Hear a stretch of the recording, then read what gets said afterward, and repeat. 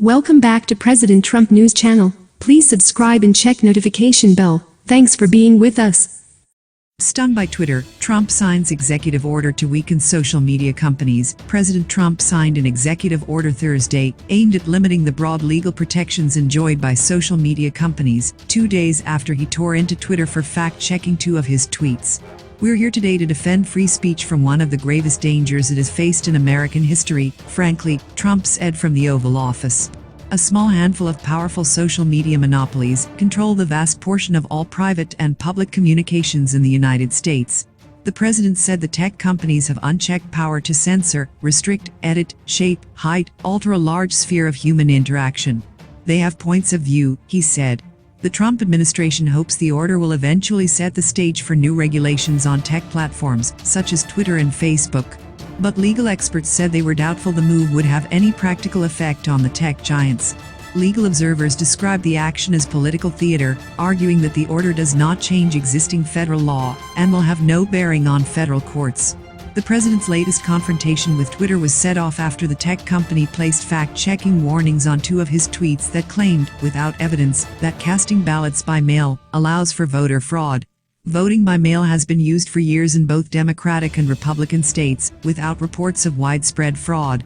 Trump lashed out at Twitter, comparing the fact-checking labels to censorship and accusing the social media giant of stifling conservative voices, though the president did not provide any examples to back up his assertion.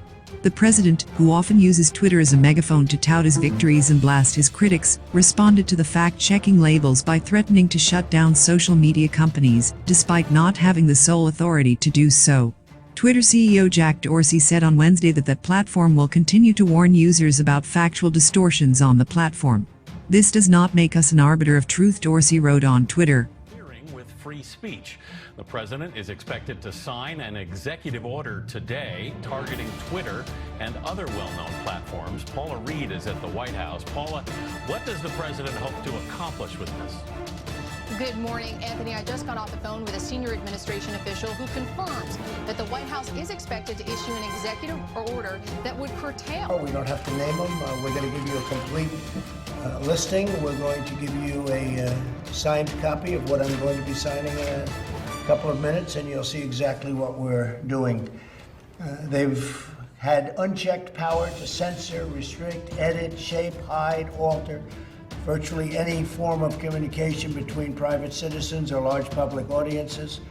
There's no precedent in American history for so small a number of corporations to control so large a sphere of human interaction, and that includes individual people controlling vast amounts of territory, and we can't allow that to happen, especially when they go about doing what they're doing, because they're doing things incorrectly. They have points of view, and if we go by that, it's actually amazing that there was a success in 2016, but we can't let this continue to happen. It's very, very unfair.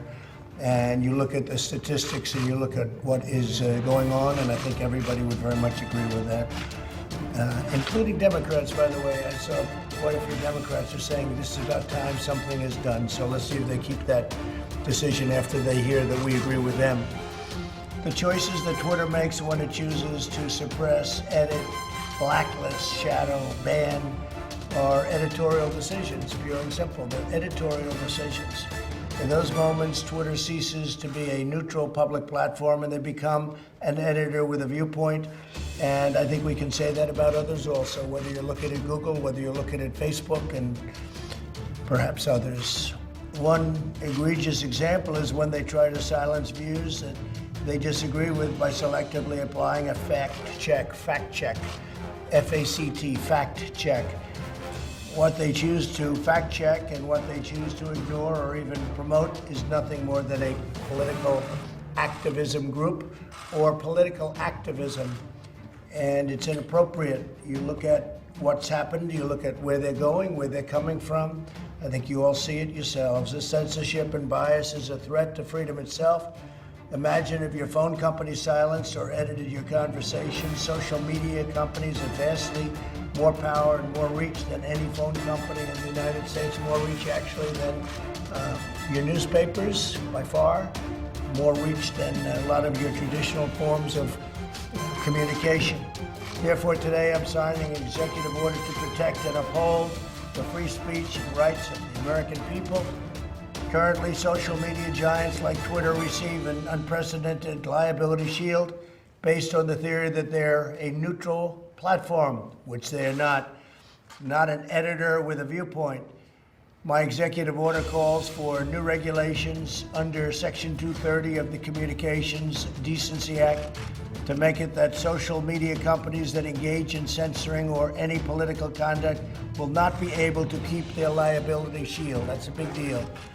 They have a shield. They can do what they want. They have a shield. They're not going to have that shield.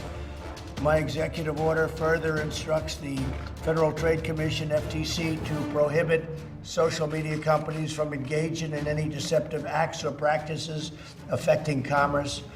This authority resides in Section 5 of the Federal Trade Commission Act. I think you know it pretty well. Most of you know it very well. I would think you know it quite well, right?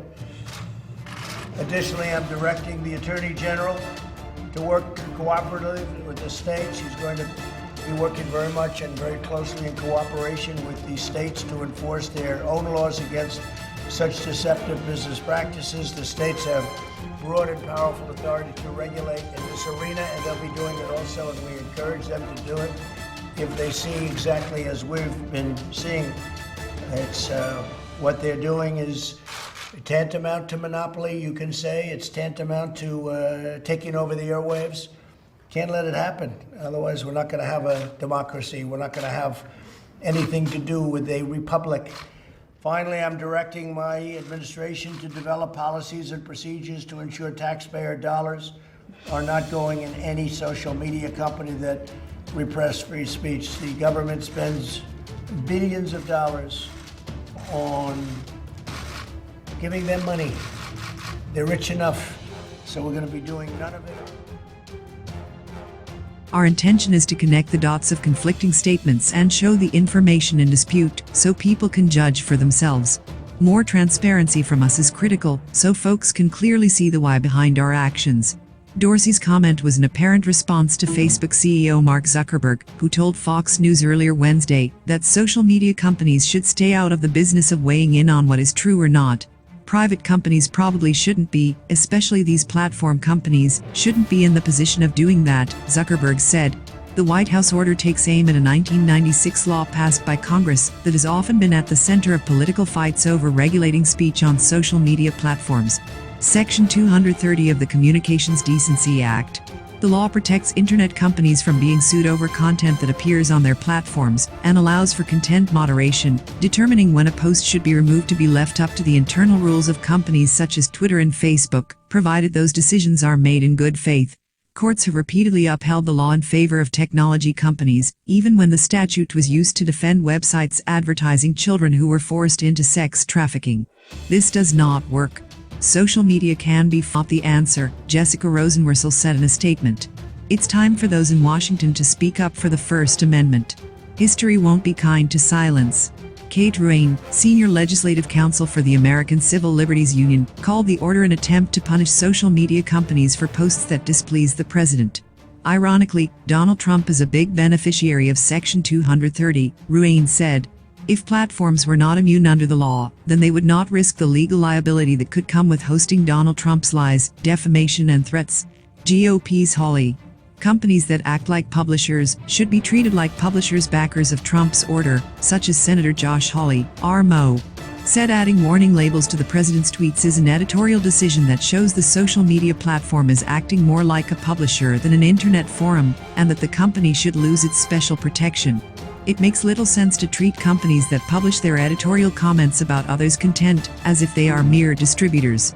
Companies that act like publishers should be treated like publishers, Hawley wrote in a letter to Twitter's Dorsey. House Speaker Nancy Pelosi, D-Calif, supports Twitter's initiative to flag tweets that contain falsehoods. She said Trump's order directs the federal gov.